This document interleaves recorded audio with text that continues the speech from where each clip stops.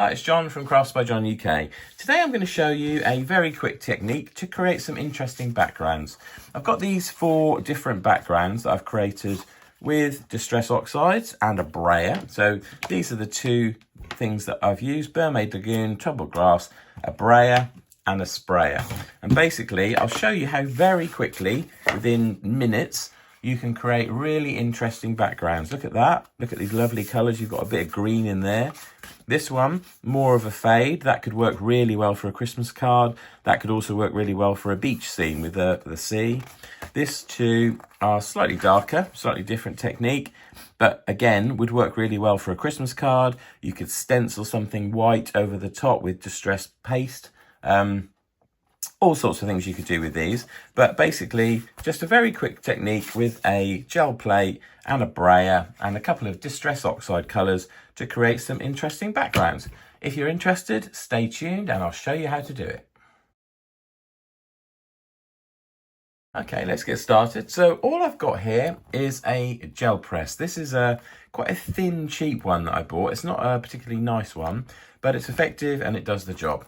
So first thing I'm going to do is just stick that down onto my glass mat and make sure that that's in a place where you can see it. So that's now stuck down. This is super sticky, and it's quite good to stick it down and position it basically. So all we're going to do now is take some watercolour cardstock. This is a 300 GSM, 140 pounds watercolour paper. You do need something with a bit of weight to it to do this. Also, this has got a slight texture to it, which is quite nice. So that's going to be our paper. And we're going to basically be using 2 different Distress Oxides. So I've got my tumbled glass and I've got my Mermaid Lagoon. And I'm going to be doing a blend with a brayer of those 2 colours. So I've just got a very basic, simple brayer here. And the other thing you need is a sprayer. So let's start. I'm going to do light blue at the top, fading to dark blue at the bottom. So all I'm going to do is smush this onto my gel mat. Now these are Distress Oxides, not oxides. So these are distressings. So these are quite wet, so you don't need an awful lot. Plus the fact this colour is made up of lots of different pigments. When you add water, it kind of changes the colours up a little bit and you get a really interesting variation on colour.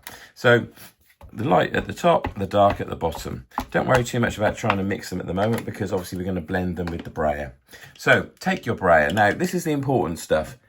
When you do this, try not to let your brayer leave the mat, because when you do that, that's when you get the hard lines. So what I'm going to do, and I'm going to do it quite quickly, so watch carefully, put my brayer onto the side and I'm just going to go across and just blend that down the mat.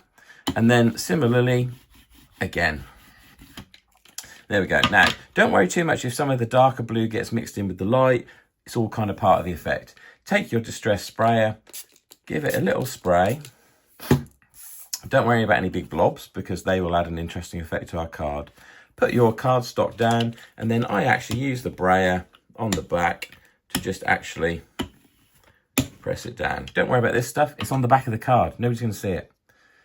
Take that off, and then there you are. You get your really interesting background effect.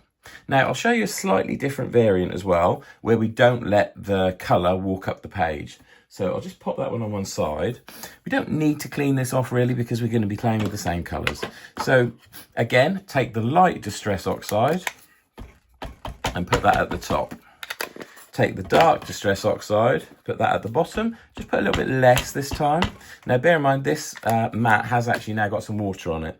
So what I'm going to do is I'm just going to take a piece of kitchen towel and I'm just going to wipe off my brayer.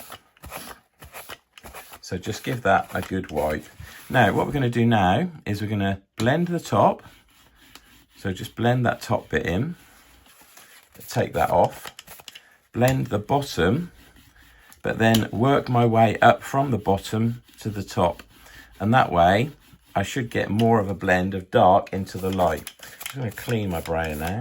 And then I'm going to spritz a little bit of water and take another piece of cardstock, which is blank, and just pop that on. And this time round, you'll probably see you get a slightly different effect. And this is what I like about this effect, because you never quite know what you're going to get.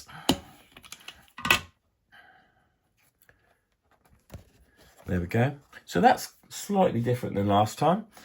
There are a couple of examples. Here are a couple here that I did earlier, playing. And you can see this one is quite light. This one is light with a kind of a darker bottom. And these two are, again, slightly different.